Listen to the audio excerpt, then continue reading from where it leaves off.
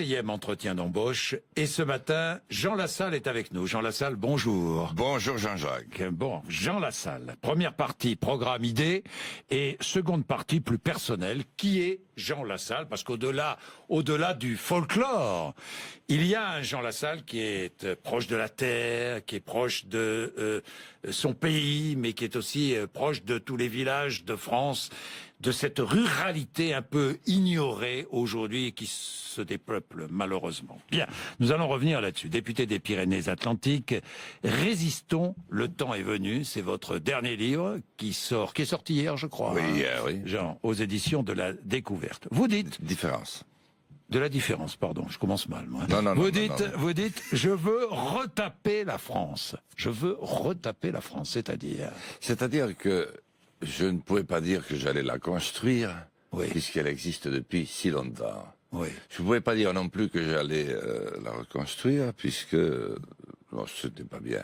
Donc, retaper, c'est une expression très française, oui, qui est à la fois profonde et légère, mais qui donne assez l'ampleur du chantier à entreprendre, mais qui montre que c'est possible. On retape un meuble ancien, par exemple. Et une vieille maison. Et une vieille maison. Qu'on finit par aimer beaucoup. Oui. Et la France, c'est une vieille maison qu'on finit par aimer beaucoup et qu'on a envie de retaper, oui, de rénover, oui, de rénover. De rénover, d'adapter à son temps. Oui. Et pour cela, il faut redonner confiance à ceux qui l'habitent. Ils ont besoin d'être rassemblés. Bon, Jean Lassalle, vous dites, je vais les attaquer. Vous parlez de vos concurrents à la présidentielle. Je vais les attaquer au Tourmalet, les flinguer à l'Alpe d'Huez. Ouais, d'abord, dépêchez-vous, parce que la course s'arrête dans 10 jours, hein, si vous voulez les attaquer au Tourmalet et les flinguer à l'Alpe d'Huez. Et 1m92, dites-moi, pour grimper, c'est pas l'idéal, ça, non? Ah, on a connu des grimpeurs qui étaient longilignes. Hein. Ah, ouais, les Miguel Indurain.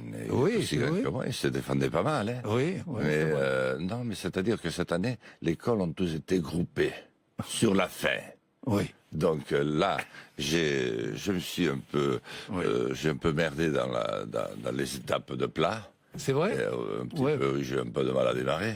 Mais là, je suis en grande forme. Et puis, dans l'école, on trouve les vrais. Ah oui. C'est-à-dire ceux qui viennent vous applaudir parce qu'ils vous aiment et qu'ils ont confiance. Bon, on va être sérieux, on va parler de... Enfin, c'est sérieux d'ailleurs ce que vous dites. Mais tout est sérieux. Mais je voudrais que nous commencions avec la Syrie. Parce que l'actualité est là pour nous, et pour vous surtout. Il y a eu à l'ONU un vote du Conseil de sécurité. Que demandaient les États-Unis, la Grande-Bretagne et la France? Très simplement... une enquête sur les attaques chimiques qui ont eu lieu. La Russie a opposé son veto. Est-ce que vous comprenez ce veto? À vrai dire, je ne comprends plus rien à ce qui se passe autour de ça, ou plutôt je comprends trop bien. C'est-à-dire? Je comprends que nous sommes les grands absents, nous, la France, de... gigantesque. Mais nous ne sommes pas absents puisque nous avons co-déposé une résolution au Conseil. Nous sommes au Conseil de sécurité, un membre permanent. Oui, certes, Jean-Jacques, mais nous faisons de la chronique, de la petite chroniquette. Tandis que les Chinois, les Chinois se sont abstenus. Oui, mais ils prennent tout, là-bas. Les Russes, c'est pas par des intérêts qu'ils sont là, et on les a laissés seuls. Les Américains devaient nous accompagner, et j'ai été voté au mois de septembre 2013. J'ai quitté mon tour de France, parce que j'étais persuadé à ce moment-là du gazage, et je me suis rendu... Vous êtes persuadé toujours ou pas? Écoutez, le problème n'est pas là maintenant. Ah si, le problème est là, parce que vous êtes allé rencontrer, Assad. Je vais vous dire pourquoi. Il n'est plus là. Il y a tous les rapports, je crois, sur la table. Et j'y ai contribué. J'ai eu ce courage-là. Parce que je connais ce Moyen-Orient, ce Proche-Orient. Je me suis rendu au Liban il y a longtemps, du temps des frères Gemayel. Oui. Je me suis rendu en Israël à plusieurs reprises. Je sais que c'est là que démarrera peut-être la Troisième Guerre mondiale. Donc je connais, je crois, assez bien. Mais j'étais intrigué à cette époque-là, il n'y avait pas de doute possible. Mais quand j'ai vu à la Commission des Finances la montagne d'armes que nous continuons à vendre à l'Arabie Saoudite et au Qatar, dont on ne peut pas dire quand même qu'ils étaient tout à fait neutres dans le combat qui nous a été mené par Daesh interposée. J'espère d'ailleurs qu'on ne saura jamais l'origine des balles qui tuent nos soldats régulièrement et que nous commémorons. Est-ce que vous pensez qu'il y a des balles françaises Écoutez, il y a tellement d'inconnus. Tirées par des armes françaises? Pas par des armes françaises, non. Mais les armes, oui. Non, les Français ne tirent pas sur les Français. Nous ne sommes pas, je crois, arrivés par les là. armes, je vous parle. Oui, pas... les armes. Non, ce qu'il y a dans cette affaire, c'est que j'aurais voulu, voilà, je vais vous dire ce que j'aurais voulu, Jean-Jacques. C'est pour ça que j'avais posé cet acte. C'est que ce dossier soit au cœur de la campagne électorale qui n'a rien dit jusqu'à ces 2 ou 3 derniers jours où elle s'éveille enfin. Que chacun s'explique, que chacun dise sa part de vérité. Jean Lassalle, d'accord, mais vous êtes allé voir Assad, à quoi ça a servi? À quoi? Mais écoutez... Qu'est-ce que vous êtes avancé ou pas? Je suis avancé, mais est-ce que les autres le sont? Non, mais est-ce qu'avec l'arrivée magistrale de Trump, nous sommes avancés? Le grand problème, c'est que la France, qui est quand même une grande voix, qui devrait être présente, n'est nulle part. Elle a mais qu'est-ce qu'elle peut faire de plus, la France? Qu'est-ce qu'elle peut faire de plus? Affirmer la présence d'un grand pays qui doit se retrouver. Au lieu de ça, nous sommes partis vraiment comme des chiens, enfermant notre ambassade, enfermant nos consulats. Mais s'il y avait des hommes à protéger, c'est à ce moment-là, c'est en 2011-2012 que nous devions rester sur le terrain. Et après le vote, nous devions le réouvrir et offrir à tous ceux qui, justement, auraient pu être en danger. Oui. Donc vous condamnez les 2 présidences qui viennent de se dérouler, quoi. C'est au-delà des présidents, les pauvres. Ils ont été complètement dépassés. En fait, c'est une immense affaire financière. C'est le système dans lequel nous vivons, qui est parti de notre modèle, certainement le plus abouti qui ait existé dans la démocratie. Le modèle qui était le nôtre à la chute du mur de Berlin. Nous avons été fous au point de le laisser sombrer dans la finance. Je suis pas contre la finance, mais je suis contre la spéculation. Et je suis contre cette espèce de domination par la violence inouïe. L'argent. Vous parlez beaucoup d'argent. Vous dites l'argent. Il y a trop d'argent. On parle beaucoup trop d'argent, notamment dans cette campagne. Oui. Dans notre monde, on parle trop d'argent? Oui, d'abord. Est-ce qu'il est nécessaire de réunir 30 millions d'euros pour faire une campagne électorale aujourd'hui en France? Moi, je le fais avec mes moyens. Si on a des idées claires, si on a le verbe, si on a la passion en soi, si on a de la lave rouge qui coule dans son cœur et dans ses viscères, et le cerveau aussi froid, comme un iceberg qui n'a pas vu un réchauffement climatique depuis 30 millénaires, on est capable de parler à notre pays. Il y en a de moins en moins des icebergs qui n'ont pas vu de réchauffement climatique. C'est pour ça que je suis là. Oui, il y en a de moins en moins. Donc on parle trop d'argent. La probité, l'honnêteté des politiques. Comment rassurer les Français qui ne vous croient plus honnête? Mais ils n'ont pas tort. Comment ils n'ont pas tort? Ils n'ont pas tort. Le problème n'est pas tellement sur la probité, puisque aujourd'hui, d'abord, on fait de la politique par idéal, au départ. Oui. Comme du journalisme d'ailleurs, parce que nous sommes en première ligne, mais vous aussi, nous aussi, on est critiqués, évidemment. C'est vrai. Mais parce que nous ne sommes plus maîtres de notre destin. Or, quand vous êtes obligés de vous aligner, parce que vous avez considéré que la politique c'était plus un mandat du peuple, mais un plan de carrière, ça change complètement la perspective. Si vous ne votez pas contre votre groupe, vous recevez un billet avec les 2 noms qui seront face à vous lors des prochaines préparations. Oui. Et si vous allez quand on est enfermé dans un parti, c'est comme ça que ça se passe? Oui, exactement. Et quand vous allez à peine un petit peu plus loin, on vous dit tu n'auras pas un seul crédit pendant la durée, jusqu'à la fin du mandat. Et il y a le dernier argument. Voilà ce qui pourrait passer sur toi sur le Canard enchaîné au Mediapart dans un mois d'ici. Ça fera énormément plaisir. Te fera énormément plaisir de le lire. Donc, quand on accepte... Donc les menaces sont permanentes. Les menaces sont permanentes quand on est député. Permanentes, mais elles sont en tout cas très fréquentes. Et suffisamment efficaces pour que nous votions tous le contraire de ce que nous avons promis de faire. Jean Lassalle, est-ce qu'on vous a proposé de l'argent? C'est arrivé, oui. C'est arrivé qu'on vous propose de l'argent? C'est arrivé, oui, c'est arrivé. Alors on l'a fait d'une manière toujours discrète. Classe. Non, mais classe, à l'occasion de déjeuner. Mais bien sûr, comment laisser envisager? Et on m'a même dit que on m'a prédit ce que serait ma campagne. m'a dit on va te mettre un édredon. Vous gueulez fort, mais l'édredon va vous épuiser et on n'entendra même pas le murmure, votre dernier soupir. Mais Voilà. qui est-ce qui Donc, vous je a dit savais ça? Qui vous a dit ça? Écoutez, le temps Non, passe. mais Jean Lassalle, qui Le vous a dit ça? Le temps passe. Ouais. Et lorsque Ouais. lorsque le journalisme fera son travail d'investigation, je suis pas là aujourd'hui pour venir dénoncer. Mais c'est assez facile à imaginer. Nous avons une très grande partie de la presse qui appartient, hélas, à des intérêts privés. Nous sommes totalement soumis. Nous, les politiques, là. Oui, vous êtes soumis à Nous quoi? avons démissionné. Et nous avons renoncé au pouvoir au nom du peuple souverain. C'est une dictature, mais le problème c'est que pour une fois elle n'a ni visage, ni frontières, ni armée, mais elle rentre dans le cœur de chacun d'entre nous. Elle hystérise tout et elle crée ce sentiment d'angoisse absolue qui est tellement dur pour les plus faibles. J'étais hier à Marseille. Oui. On dit sur tous les temps, parce que c'est la ville de toutes les couleurs. C'est cette ville qui s'engueule tous les jours et qui s'aime pourtant.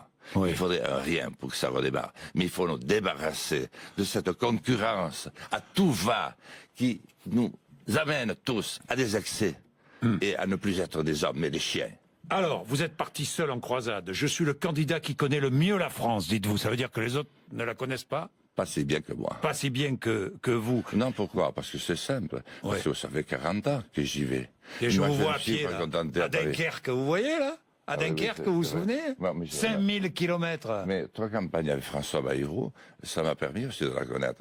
Mon métier, je suis le seul aussi à avoir eu mon entreprise, 10 salariés et 7 ingénieurs. C'est vrai. Et j'ai travaillé dans une bonne partie de la France et même d'Espagne, du Portugal et en Algérie, sur des chantiers de l'extrême parfois. J'ai fait le tour d'Europe après, et j'ai visité 15 pays. Et j'ai vu qu'ils n'étaient pas plus avancés que nous, parce qu'ils sont perdus par un système qui nous a dépassés, fait notre modèle, et qui est devenu aujourd'hui tyrannique. Vous avez travaillé, mais vous êtes député depuis 15 ans, Jean Lassalle. Donc vous êtes aussi un professionnel de la politique aujourd'hui. Oui, bien sûr. Mais faut l'assumer. Oui, mais je l'assume. Vous l'assumez. Mais je n'ai jamais dépendu que de la politique. J'ai toujours gardé ma liberté. Et alors, on ne peut pas me reprocher de ne pas avoir tenu mes engagements. Au contraire, on me reproche d'avoir été plus loin que mes engagements. C'est ça mon problème. Alors, on m'a lassalisé. Oui. Et on a fait de moi un type atypique. Pourquoi? Parce que j'avais le malheur de faire ce que j'avais dit que je ferais. Oui. On vous a lassalisé. Et si vous n'êtes pas au second tour, vous irez voter ou pas? Je vous demande pas pour qui, mais est-ce que vous irez voter? Je serai au second tour, Jacques. Je sais que ça peut apparaître. Mais je sais que ça peut apparaître. Mais la France. Mais pourquoi est-ce que vous serez au second tour? Pourquoi? La France, c'est le pays des fulgurances. Je l'ai dit, je regrette de le redire chez peut-être que vous. Mais la balle qui va se loger à la 94e minute dans la lucarne qui fait tomber la toile d'araignée. L'essai de 100 mètres après 47 passes à la dernière minute qui terrasse les All Blacks. Il n'y a que nous qui pouvons le faire. Et les Anglais disent, les Français disent toujours de deux choses l'une, ils en font une troisième. Les Français disent aujourd'hui Fillon ou Macron et ils vont prendre Jean Lassalle. Et peut-être Mélenchon. Fillon, Macron, Mélenchon, peut-être Le Pen. Non. Ah non. Alors Mélenchon, j'évacue le problème parce que ça va pas durer. C'est une embellie. Bon, ça va pas durer. Oui, j'ai vu à Marseille, il a fait venir, bon, c'est normal, en payant des cars, des amis et des camarades de toute la France. Oui. Bon, quand on a un petit peu d'argent, il a été admis dans la cour des grands. Bon, c'est bien. Il fait. Et Marine Le Pen. Marine Le Pen, c'est pas pour ce coup-ci, mais là, c'est beaucoup plus sérieux. Beaucoup plus. Et pourquoi c'est pas pour ce coup-ci? Parce que les Français tiennent encore. Il y a une partie catholique, il y a une partie paysanne que nous connaissons tous les deux. Oui. Et puis il y a encore des valeurs démocratiques et surtout républicaines qui m'ont toujours épaté. Mais elle ne sera pas non plus là pour les législatives. C'est les Républicains qui vont l'emporter. Bon, s'ils gagnent la présidentielle, ils l'emporteront. Et si c'est Macron, et ce ne sera pas évident pour lui, ce sera les Républicains. Mais si jamais, or, je le dis Jean-Jacques, nous nous retrouverons et nous nous connaissons parce que nous avons vécu des moments intenses tous les deux. aucun des deux présidents, de ces deux présidents, ne terminera ce mandat. Ce n'est pas possible avec la dette, avec l'incapacité que nous avons à engager le moindre projet sans raqueter tout le monde. Il faudra dissoudre. Et là, les Français rêvent d'envoyer 300 députés. Il y aura 300 députés un soir de mai, parce que c'est souvent en mai que ces choses se passent, le joli mois de mai en France. Place Jeanne d'Arc. Et quelques hectomètres plus loin, ceux qui restent de la République et du président, ça vous en saurez. Je finis la bonne histoire. Oui, bien sûr. Mais ce que j'ai du mal à voir, c'est l'arrivée de Marine Le Pen à l'Assemblée nationale, dans le contexte d'hystérisation dans lequel nous sommes, et à vrai dire, de coupure. Le premier jour, ça peut bien se passer. Si ça dure 15 jours, 3 semaines, un mois, il y en a un qui finira par péter un câble. Et papa, qui n'était que berger, me disait, il avait été marqué à vie par la rapidité à laquelle avait brûlé l'Espagne en quelques jours. Tout est possible tant que le premier sang n'a pas coulé. Bien. Tout est possible. C'est là que nous sommes. C'est là. Et c'est pas dans 100 ans, c'est dans 2 ou 3 ans. Jean Lassalle, on va regarder très vite votre programme. On va en parler aussi dans la deuxième partie. Je précise que lorsque vous dites nous avons vécu, vous savez, moi je fréquente jamais, vous le savez très bien, les politiques. Je voudrais que les choses soient claires. Nous avons vécu un moment fort au moment où vous étiez en grève de la faim. Oui, oui, oui. Je voudrais le Je préciser. vous ai beaucoup soutenu à ce moment-là. Je sais. Et parce que je trouvais votre combat absolument formidable. Et vous avez sauvé d'ailleurs l'entreprise dans la vallée d'Aspe, cette fameuse entreprise taurière. Et vous m'avez aidé à démarrer à un moment où personne ne parlait de moi. J'ai quand même passé 15 jours de grève de la faim sans que personne ne me regarde. Et j'étais en pleine Assemblée nationale. Je me souviens, en pleine Assemblée nationale. Bon, alors, je regardais votre programme. Vous voulez développer les énergies renouvelables. Vous dites on peut sauver l'Afrique en aidant les populations à apprivoiser le soleil. Ça, j'aime bien cette idée. Hein. J'aime bien cette idée. Alors, il y a beaucoup de choses, vraiment beaucoup de choses. Moratoire sur la dette, renégociation des traités européens, désengagement militaire de toutes les opérations extérieures, et puis alternance pour les jeunes dès la classe de 4e, 1 jour par semaine, près de 20 000 € à taux zéro pour tout jeune en formation, augmentation du SMIC. Qu'est-ce qu'il y a encore? Baisse des charges sur les bas salaires, revenu universel pour les 17-25 ans, heures supplémentaires plus 25%, jusqu'à plus 50%, j'ai vu. Droit à la retraite, quelle que soit la durée travaillée. Ça m'a interpellé, ça.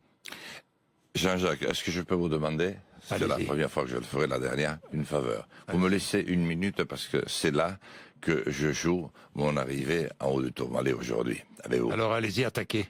Passez à l'attaque. Voilà, je passe à l'attaque. D'abord, tel que c'est présenté, ça peut paraître comme un catalogue de la Redoute de 3e série. Je veux d'abord reconstruire un État. Nous n'en avons plus. Parce que nous avons oscillé entre la destruction, la déconstruction de l'État, en pensant que l'Europe allait prendre la suite. Ça ne s'est jamais passé, ça aurait pu arriver. Aujourd'hui, les opinions publiques ne nous suivent plus et nous ne pouvons plus aller dans ce sens pour l'instant. Je ne vais pas organiser de Frexit. La France est déjà assez fracturée, les autres pays européens aussi. Mais je veux nous mettre en fonctionnement mode Europe des nations. À ce moment-là, je vais rappeler aux collègues, chefs d'État et de gouvernement, que depuis des décennies, nous assurons seuls le parapluie. Je dois rappeler à Mme Merkel que ça fait 2 décennies que nous lui fournissons la plupart de son énergie à l'euro symbolique et que le moment est venu que l'un des pays majeurs, puisque les Anglais s'en sont allés, reprennent, comment je dirais, un peu de sagesse et un peu de hauteur. La France doit le faire. Elle l'a eu fait. J'ai besoin de retrouver l'espace financier et politique sans lequel on ne peut rien faire. Ils peuvent tout promettre, les autres. Ils ne tiendront rien. Moi, je vais mettre en place un petit trésor de guerre pour affronter l'adversité. Je vais récupérer 3 ou 4 millions au niveau européen. Je vais renégocier... Milliards, pardon, excusez-moi. Je vais renégocier tous les contrats que nous avons, notamment au niveau de l'armée et de la sous-traitance. Et je vais renégocier tout ce que nous avons passé, notamment au niveau du médicament, de tous les contrats. Nous n'avons pas pris que les meilleurs.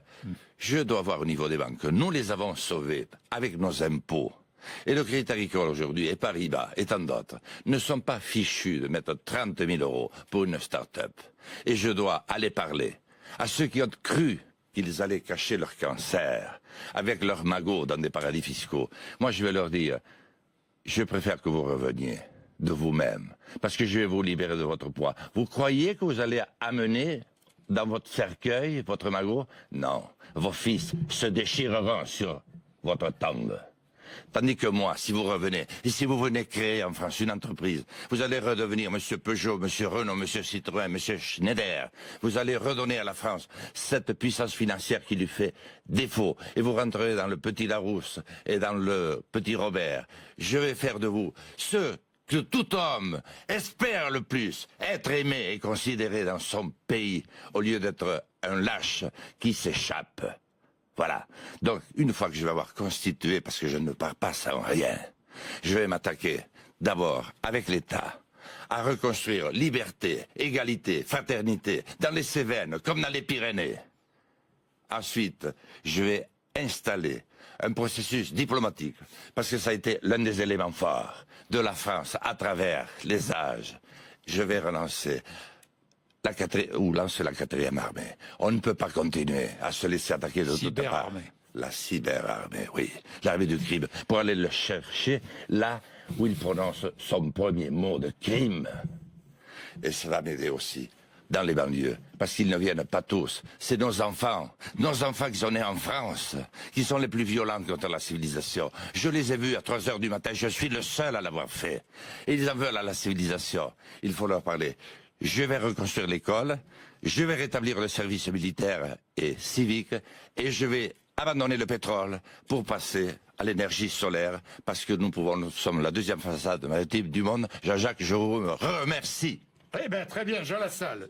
Restez bien là, parce que nous allons passer à la seconde partie dans un instant. Merci beaucoup, en tout cas, de m'avoir. Merci.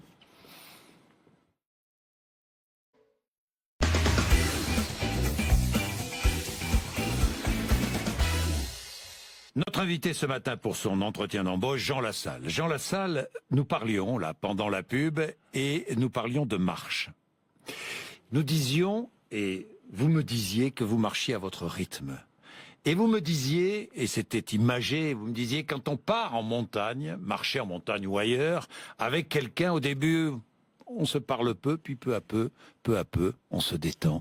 Et peu à peu, la conversation s'installe. C'est cela ? J'ai vu 2 ennemis partir, incapables de se parler, obligés d'aller sur le même lieu, parce qu'ils devaient faire un constat. L'un pour défendre sa vache, et l'autre pour dire qu'elle n'avait pas été foudroyée. Ils en seraient venus aux mains. Et lorsqu'ils sont arrivés au sommet, ils se sont tombés dans les bras l'un de l'autre. Ils n'ont pas fait n'importe quoi à propos de ce qui devait être fait. Mais la marche en montagne a ceci d'extraordinaire, c'est que c'est un effort continu que chacun fait à son rythme. Et le faisant à son rythme, on comprend mieux celui de l'autre. On le sent souffrir en même temps qu'on souffre. C'est une alchimie. Dites-moi, vous allez tomber dans les bras de François Bayrou prochainement? Mais je n'ai pas le sentiment. Combien d'années d'amitié? Nous avions réussi à dépasser, et j'en étais très fier, le mauvais record, parce qu'en fait, ils s'aimaient pas, Chirac et Balladur. Mais moi, j'étais heureux que des jeunes commencent à se retrouver à nous en disant, ces deux-là, au moins, ils ne se disputent jamais. Là, c'est, comment je devrais dire, c'est une coupure sur des positionnements et des points de vue différents. Lui pense qu'on peut rembourser cette dette en l'état. Moi, je ne le pense pas. Lui pense qu'il faut aller plus loin dans l'intégration européenne. Nos opinions publiques, aujourd'hui, ne nous suivent plus. Moi, je ne vais pas organiser de Frexit, ni renoncer à l'Union européenne. Oui, nos enfants vont la construire. Bon, alors, si je vais parler de vos enfants, vous allez comprendre. Vous pouvez être au même enterrement avec François Bayrou, sans vous dire un mot? Ça s'est hélas produit. Ça s'est produit au Pays Basque, et vous savez la ferveur des enterrements du Pays Basque. Et ça, c'est aussi un autre élément. La merveille des chants. Quand quelqu'un porte en terre son fils de 20 ans, totalement détruit par un platane alors qu'il revenait de fête. Alors que 20 ans auparavant, il a chanté, en le tenant dans ses bras maladroits, en ayant peur de le laisser tomber. Eh bien, ces enterrements au Pays Basque, chez nous, comme en votre pays sévenol, sont longs. Mais ils sont très beaux aussi. Oui. Nous avons trouvé moyen de passer 1h30 ou 1h15 côte à côte, sans un regard et sans nous dire un mot. Mais c'est passager, ça reviendra. Lorsque tout a été essayé, il reste le chant, dites-vous. Je vais revenir au chant, parce que c'est important dans votre vie, mais il y a beaucoup de choses. Mais je voudrais vous offrir un petit cadeau, un petit témoignage, celui de quelqu'un que vous connaissez bien. Tiens, écoutons, regardons. Je ne sais pas si on peut s'habituer à ce contexte. C'est vrai que depuis tout petit, j'ai baigné là-dedans. Mais là, ça a pris une autre ampleur. Voilà, après, c'est bien, enfin, c'est bien, c'est pas bien, c'est pas à moi de dire. Moi, forcément, mon jugement, il n'a pas une grande valeur. Mais je sais jusqu'où il a pu aller pour les gens. Mais je pense que sur certaines choses, il faut avoir du respect. Des fois, je trouve que c'est pas trop le cas. Donc ça, c'est ce qui me pose le plus de problèmes. Voilà, votre fils qui parle de votre candidature, de votre engagement en politique, Thibault Lassalle, qui est un grand joueur de rugby, puisqu'il joue au Castres Olympique, il est professionnel. Oui, vous auriez aimé d'ailleurs être... Ah, il a réalisé une partie de mes rêves. Ah bah oui, j'imagine. Comme 2 autres de mes fils, qui étaient très brillants, et qui ont quitté des clubs, comme le Bègle, Bordeaux, ou la section paloise, pour aller dans le petit club de la vallée d'Aspe, Bedouce, qui menaçait de disparaître en 4e série. Le problème, c'est qu'ils ont entraîné avec eux 15 copains, et que leurs parents m'en ont voulu parce qu'ils ont cru que c'était moi qui avais manigancé tout ça. Bon, Jean Lassalle, famille de bergers, donc transhumant, on le sait, mère communiste, père gaulliste, vous allez à l'école en descendant de la montagne par des chemins. Vous étiez déjà une force de la nature à 14 ans. Un peu timide au début, puis après, ça allait mieux. Vous dites, j'avais des boutons, j'étais grand, dégingandé, je n'étais pas très beau. Non mais... C'était la vérité. D'ailleurs, c'est comme ça que me voyaient mes copains, surtout les copines. Oui. Et je vivais dans la 3e banlieue de l'immense ville de Lourdes-Zichère, dans la 3e couronne. Oui. Donc, ce qui fait... Vous avez connu ça certainement aussi. Oui. Et je n'avais pas les mêmes habitudes. Je ne savais pas attraper le ballon comme envoyer l'unique ballon qu'il y avait au village. Je le prenais toujours sur le nez. Oui. Et par conséquent, je n'avais aucune confiance en moi. C'est votre nez, ça vient du ballon que vous avez reçu? Après, ça revient aussi un peu de quelques matchs de rugby. Que oui, ça j'imagine. Et puis de ma vie, un peu, voilà. Ouais, mais lorsque j'ai pris confiance en moi, mais j'ai mis du temps. Et surtout, il y a un sentiment que j'ai découvert à l'époque, c'est le mépris qui était porté à mon père, à mes oncles. Parce qu'aujourd'hui, ils seraient au seuil de pauvreté et le peu de respect, alors que mon père, c'est le seul homme que j'ai admiré au monde. Parce qu'il était aimable, doux et d'une détermination sans faille. Ces racines, vous... la France entière les découvre en quelque sorte. Il y a eu la grève de la faim, je vais revenir, mais ils les découvrent avant, en 2003, lorsque vous vous levez dans l'hémicycle de l'Assemblée et que vous entonnez le chant de votre enfance. Oui, le chant de mon enfance, c'est plus que ça. C'est plus que ça. C'est l'hymne du Sud. L'hymne du Sud. Alors écoutons. C'est l'hymne des Pyrénées. Et regardons. Mesdames et messieurs les députés, le Premier ministre vient... Monsieur, s'il vous plaît, vous pouvez vous asseoir et ne pas chanter dans cet hémicycle. Asseyez-vous. Comment il s'appelle, lui? Eh bien, c'est un député de l'opposition, un député corse, qui interprète un chant corse à l'intention de Nicolas Sarkozy, qui est allé d'ailleurs dans l'île de Beauté il y a quelques jours. Alors, plusieurs choses. Nicolas Sarkozy, ministre de l'Intérieur, est en train de s'exprimer. Le président de l'Assemblée nationale, Jean-Louis Debré, dit « Mais qui c'est celui-là? Mais qui c'est celui-là ?» Et puis le commentateur qui dit « Il est en train de chanter un chant corse. » Et vous vous êtes levé dans l'Assemblée, dans l'hémicycle, pour chanter. Oui, parce que je venais de construire l'un des tunnels les plus longs du monde, dans un contexte effroyable d'opposition, mais j'avais réussi, parce que ça permettait de passer sur le parc national des Pyrénées, et ça permettait de créer une relation conviviale avec l'Espagne, et surtout avec l'Aragon, l'Aquitaine et l'Aragon. Voilà. Et puis, tout le monde était d'accord au départ. Puis, le mauvais temps s'est levé, comme dans notre lieu. Deuxièmement, Nicolas Sarkozy à ce moment-là, et ce jour-là, il était ministre de tout. parce que dans le gouvernement Raffarin, les intermittents du spectacle, dont personne n'avait jamais entendu parler, s'étaient mis à protester contre Jean-Jacques Ayagon. Les étudiants étaient dans la rue contre Luc Ferry. Et même les TOS et les ATOS personnels des lycées et des collèges étaient contre Delevoye. Et Chirac, qui ne pouvait pourtant pas voir Sarkozy, lui avait dit « Demain, tu vas être le porte-parole de tout le monde ». C'est pour ça qu'il y avait beaucoup de journalistes ce jour-là. Et jusque-là, il y avait 6 mois que je savais que je ferais ça. Parce que Sarkozy avait fermé la gendarmerie à 5 kilomètres du tunnel la veille de Noël. Pas lui, mais le général allemand qui était à Bordeaux. Et j'avais trouvé que c'était... Je l'avais averti.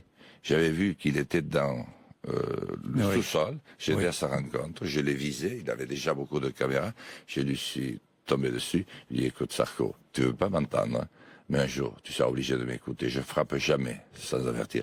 Mais à la même époque, il y avait tous les services publics à la française qui disparaissaient. Donc, j'ai toujours posé un acte local et un acte qui impactait sur la France. Pour l'usine, c'était pareil. Donc vous avez chanté, vous avez obtenu la gendarmerie. Alors, pas la gendarmerie, mais j'ai obtenu la construction du centre de secours. Du centre, ça c'est déjà pas mal. Et la présence des gendarmes. Bon. 2006, il y a cette fameuse grève de la faim contre la délocalisation d'une usine. Cette usine Toyal, ça a duré 39 jours, hein, cette grève de la faim. Oui, oui. Et des séquelles? Oui, l'intestin grêle. Mais c'est peu de choses. Mais j'aurais pu le sauver. Vous l'avez sauvé, l'usine. J'aurais pu, oui, oui. Mais voilà, cette usine, je n'ai jamais été. Elle est toujours présente. Mais c'était pas. Oui, sur le site d'Acous et l'Esca, en Vallée d'Aspe. C'était pas uniquement Toyal. C'était Total, le grand pétrolier Total, qui est arrivé à Lac, avec Thierry Desmarais. Le patron le plus aimé à l'époque, notamment des femmes, c'était un bel homme. Et ils ont récupéré, ça c'est très important, pour nos téléspectateurs et auditeurs. Le plus grand paquet de concessions pétrolières qu'un pétrolier ait jamais obtenu. Il avait été obtenu par la Société nationale de pétrole d'Aquitaine que John Kennedy et Khrouchtchev avaient visité, accompagnés par De Gaulle. C'était pas tout à fait rien.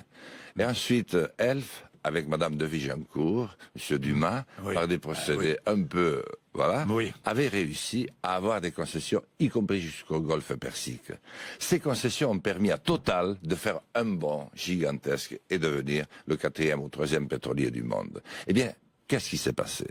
Pas l'ombre d'un début de nettoyage du site, pas l'ombre d'un début d'une reconversion. Au contraire, on a décidé de faire venir à Lac toutes les entreprises dans un rayon de 100 km, dont celle-là, que j'avais été récupérée moi-même au Japon, et qui était une industrie de pointe. Elle est restée là. Et il y avait 750 000 entreprises, à la même époque, qui disparaissaient en France, et personne ne disait rien.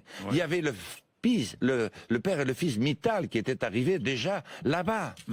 Avec le bonheur que l'on sait, et personne n'a rien dit. J'ai toujours dénoncé un fait local et un fait national. Et ça, je n'ai pas pu me faire comprendre. Vous êtes à l'aise dans le combat, Jean Lassalle. Mais parce que je n'ai pas le choix. J'ai le sentiment de désertion si je ne le mène pas. On ne m'a pas obligé à me présenter avec un canon. D'ailleurs, si on l'avait fait, je ne me serais pas présenté, et je me serais présenté quand même. On m'a présenté. C'est un mandat du peuple dans les urnes. C'est un engagement énorme, considérable engagement d'une vie qu'on prend devant des électeurs. Et à ce moment-là, il fallait parler. Nous n'avons pas parlé et nous avons trahi notre pays. 750 000 entreprises, avec le chômage de masse qu'on a aujourd'hui. Nous avons vraiment été en dessous de tout. Vous êtes en colère. Non, mais... Non, alors, vous êtes en colère ou pas? Non, parce qu'on a l'impression que vous êtes toujours en colère. Non, vous êtes révolté, passionné, mais en même temps, vous êtes un romantique. Vous allez cueillir des fleurs dans les prés pour Pascal, ça peut vous arriver? Ah oui, je suis capable, même sans le faire exprès. C'est-à-dire, il suffit qu'il y ait une fleur qui passe devant mon regard, et je me dis, tiens, ça pourrait lui faire plaisir. Je vous dis ça parce que, Pascal, c'est votre femme. J'adore que vous adorez. J'adore regarder les paysages, les gens. La terre a une âme. Et il y a quelques jours, vous étiez à Manceau. Je connais Manceau. Il se trouve que je connais ce village qui est magnifique. C'est au bord de la Dordogne. C'est bien vrai. Tout à fait. C'est tout à fait. C'est en Corrèze, Manceau. C'était vendredi dernier, vous étiez chez Maryse. Ah, vous connaissez Maryse aussi. Mais je connais Maryse. Vous étiez chez Maryse. Hein? Et là, vous étiez entouré de gens simples. C'est bien vrai. Tout à fait. Le président de la Fédération nationale des bistrots de pays était là? Absolument. Absolument. Alors comment maintenir les bistrots dans les villages? Comment faire? Je vais créer Campagne de France, grande cause nationale. Pourquoi? Pour que le destin de ces 2 tiers de notre territoire que nous aimons tous et dont nous sommes issus un jour ou l'autre cesse de disparaître. Mais ça ne pourra se faire que si c'est partagé par l'ensemble de la nation, c'est-à-dire par Paris, par toutes les capitales, comme l'avait fait Raymond Lacombe le jour magnifique. Raymond Lacombe, l'ancien président de la FNSEA. De la FNSEA. Au moment où ça chauffait très dur, c'était dans le gouvernement de Mitterrand et de Rocard. L'État acteur voulait monter dans Paris et lui a dit pas de violence. On va faire monter les régions de France. Et ça a été une des plus belles journées de ma vie. Il y avait 1 million de paysans, d'instituteurs, d'artisans, de commerçants. C'est possible aujourd'hui de faire monter 1 million de ruraux? Lui, il l'a fait, c'était en 1989. Et dans les fenêtres, partout, des hommes, des femmes. De jolies femmes disaient, mais on vous aime, on veut pas que vous disparaissiez. C'est ce que je dois faire. Parce que sinon, la campagne va mourir avec son agriculture qui perd 260 exploitations par semaine. C'est-à-dire que ce que nous avons laissé faire pour notre industrie, nous sommes en train de le laisser faire pour notre agriculture. Et parmi ces 260 entreprises, la moitié font du lait, ce qui fait qu'il n'est pas impossible, Jean-Jacques, de s'interroger aujourd'hui sur le fait de savoir si nos enfants seront contraints à prendre du lait en poudre dans ce pays qui produit de tout, dans ce pays qui est capable de tout avoir. Alors ce n'est pas de la colère, c'est simplement de la rébellion qui au fond m'a toujours habité, mais j'aime trop la vie pour m'apesantir sur la rébellion. J'ai envie de redonner un destin à la France. Parce que si la France retrouve un destin, nos frères européens vont être soulagés. Et le monde aussi. Le monde qui craque de toutes parts. La France peut le faire. Je suis le seul aujourd'hui à avoir cette inspiration. Les autres ont des bouts d'inspiration. Mais ce n'est que des fragments. Et ils ne pourront faire rien d'autre que ce qu'ils ont fait depuis 25 ans. Alors dans ces villages, et dans ce village à Monceau comme ailleurs, vous dites ou d'autres disent pour vous, mais vous pourriez le dire, eh bien nous offrons une tournée générale de mots simples. J'aime cette formule, une tournée générale de mots simples.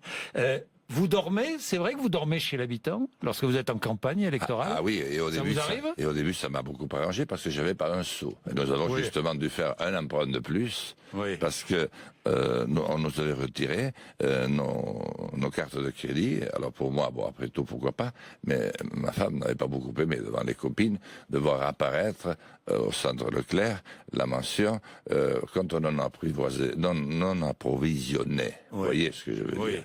Maintenant, j'ai la dotation de l'État, 130 000 euros, plus l'emprunt que j'ai réussi à faire au Crédit Coopératif. Voilà. Donc j'ai un peu d'argent. Mais à l'époque, heureusement, parce que j'avais pas un sou pour moi et pour les 2 accompagnateurs que j'avais. J'ai une équipe extraordinaire. Donc j'ai effectivement. Mais j'ai dû arrêter parce que quand vous allez chez quelqu'un, il veut vous parler. Et puis, vous oubliez que vous êtes en campagne. Vous trouvez que le petit whisky, il n'est pas mauvais. Sauf que ça coupe immédiatement vos défenses. Et vous vous endormez. Et vous parlez en dormant. J'ai même attrapé une casserole, je croyais que c'était l'assiette, pour la manger, ils ont tous été effrayés. Vous voyez, l'extrême fatigue, si vous ne faites pas attention. Il faut être très concentré. C'est une véritable performance que nous faisons malgré tout. Oui, c'est une performance que vous faites. Non, mais c'est sûr, tous les candidats. Tous les candidats, mais je ne vais pas vous plaindre non plus parce que vous l'avez décidé, on est bien d'accord. Hein, moi, si on avait voulu me le faire, je vous l'ai dit avec une mitraillette, on n'aurait pas réussi. Et si on avait voulu m'empêcher avec la même mitraillette, non plus. Non plus, bon, d'accord. Donc vous avez choisi. Hein, Alors il y a un mot que j'aime bien chez vous. Vous dites, l'enfance, c'est la dernière chose qui m'appartient. Oui. C'est-à-dire que tout le reste, après, vous le subissez parfois plus que vous ne le vivez. L'enfance, vous ne savez pas que vous êtes enfant. L'enfant, vous ne savez pas tout ce qui va suivre après. Et pour moi, elle a été tellement heureuse dans ma famille qui s'aimait. Dans une famille où il n'y avait jamais un mot plus haut que l'autre. Papa chantait lorsqu'il aurait pu se fâcher. Il avait toujours des mots. au lieu de se fâcher, ils chantaient. Oui, ils chantaient, des fois un peu doucement. Et puis, ils avaient tous de belles voix. Quel est votre chant préféré? Je vais vous demander de chanter un peu, tiens. Faites plaisir aux auditeurs ou aux téléspectateurs. Et il ne faut pas trop que je le fasse pendant la campagne. Mais pourquoi? Mais je vais en faire un tout simplement que je vais murmurer. De souvenirs.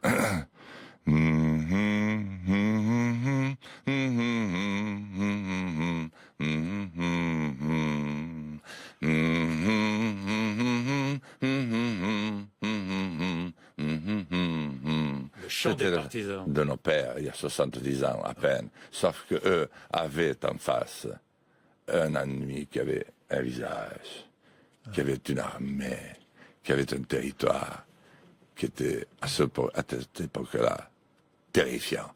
Le nôtre l'est autant aujourd'hui, mais nous ne le voyons pas. C'est pour ça qu'il faut commencer. Et où il est l'ennemi? Où il est Et l'ennemi, c'est ce modèle qui s'est transformé en C'est quoi, système. ce modèle productiviste, ce modèle? Oui. Je ne suis pas contre l'argent ni contre la finance. Je suis contre la finance spéculative. Celle des fonds de pension américains, celle des fonds d'investissement, celle du Qatar, celle de l'Arabie Saoudite, qui tournent la tête à la civilisation.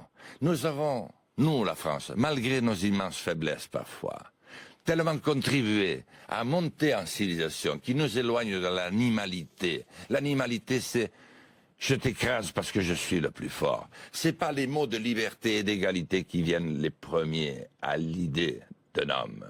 C'est la force brutale et violente. Ou alors, c'est la résignation et le fatalisme. C'est là que nous sommes. C'est pour ça que, oui, le chant des partisans a été magnifique. Et il a précédé ce que personne ne croyait plus à 1940, 41, 42. Le retour de la France dans le concert des nations. La France a une langue, a nulle autre pareille. C'est une langue qui est porteuse d'indépendance, d'esprit, qui est une langue capable de tout traduire. Et nous l'avons laissé succomber à l'anglo-dollar. Shakespeare et Victor Hugo n'en reviendraient pas eux-mêmes s'ils voyaient ce que nous avons laissé faire. Parce que c'était deux grands artistes. Et voir Shakespeare dollariser, dominer, détruire, jour après jour, la langue française. Ça m'est insupportable. Alors que nous avons le support de la francophonie de l'Afrique. C'est pour ça d'ailleurs que je veux adosser le projet de la France. Ce sera la première fois qu'un grand pays occidental le fera. À l'Afrique, qui a été tellement détruite et bouleversée. Et qu'il est encore aujourd'hui. Parce qu'il y aura 800 millions de jeunes. Et que si nous réussissons à leur donner les chances qu'ils ont sur leur vaste territoire, eh bien, ils resteront chez eux, parce qu'à part les aventuriers, et il en faut, à part les globetrotters, je ne connais pas d'homme qui, au fond, ne rêve de rester ou de revenir chez lui. C'est ça, la grande aventure que je propose aujourd'hui dans ce début de troisième millénaire. Je ne veux plus ces guerres, je ne veux plus ces discours qui ne veulent plus rien dire. Je veux reconstruire un projet à l'image de notre pays, un des plus anciens, qui s'est constitué à partir de ces provinces. C'est pour ça que les provinces doivent retrouver, avec les communes, leurs différences, leur langue, bien sûr, je suis pour les langues régionales. Oui, tiens, j'ai vu enseignement de 2 langues dès le primaire, j'ai vu. Oui. Donc peut-être une langue régionale sur les 2. Oui, parce que moi j'ai été capable d'apprendre. Oui. J'ai fait français troisième langue, d'où cet accent dont je n'ai jamais pu me débarrasser. D'ailleurs, au départ, vous parliez béarnais avant de parler... Béarnais, puis espagnol, parce que papa était berger en Espagne. Oui. Et les petits garçons, des fils de bergers espagnols, avaient fait comme moi, ils étaient montés. Donc j'ai appris l'espagnol. Pas tout à fait, c'était l'aragonais, le cheso. Oui. Et puis ensuite le français, parce que papa a estimé que c'était trop important pour qu'il entreprît de me l'enseigner lui-même. Donc il disait, chacun son métier, l'enseignant te l'apprendra lui-même. Donc j'ai fait 3 langues. Je veux qu'on fasse 3 langues. Et à une condition. C'est que dans l'école de la République que je vais reconstruire, on apprenne en français. Peu m'importe que l'élève soit issu d'une famille de 5 siècles avant Vercingétorix ou qu'il soit rentré pendant la nuit, peu m'importe. Mais il apprend en français. Mon épouse a enseigné dans une école où il y avait 15 langues différentes. Comment voulez-vous faire? À partir de ce moment-là, 2 langues. Et pas de problème pour enseigner l'arabe ou une autre langue. Aucun on n'est pas problème. toujours... Aucune langue, pas de problème. On n'est pas tous obligés d'apprendre l'anglais. L'espagnol est fantastique, l'italien aussi. L'allemand est une très grande langue. Ouais. Nous pouvons apprendre de nouveau des grandes langues qui ont marqué et qui remarqueront notre temps. Je veux aussi que dans l'école de la République, on remette à sa place l'instituteur et l'institutrice, le maître d'école. Il doit être de nouveau républicanisé, c'est-à-dire défendu de tous. Et il faut que dans ce primaire, personne ne sorte sans avoir acquis ses connaissances de base, et même un peu plus. C'est-à-dire une dimension un peu spirituelle avec l'apprentissage d'un art martial. Parce oui, que ça j'ai vu ça. Je ne supporte pas que des femmes, des jeunes femmes, ne puissent plus déambuler la nuit dans les plus belles vies, dans les plus belles avenues du monde. Je ne supporte pas davantage la misère qu'il y a non plus. Oui. Tous les 70 mètres, cette étrange housse que nous sommes capables, à côté de laquelle nous sommes capables de passer, c'est pas nous, ça. Ça, c'est pas notre histoire, ça. Il faut que nous revenions à notre histoire. Et si nous y revenons, nous allons être heureux et nous allons rendre les autres heureux. Ça ne dure pas. C'est ce qu'on a appelé le Conseil national de la résistance. 100 millions de morts en moins. Merci Jean Lassalle d'être venu passer votre entretien d'embauche ce matin. Merci. Et demain, je serai avec Nicolas Dupont-Aignan. Merci. Merci beaucoup. Et merci. Merci.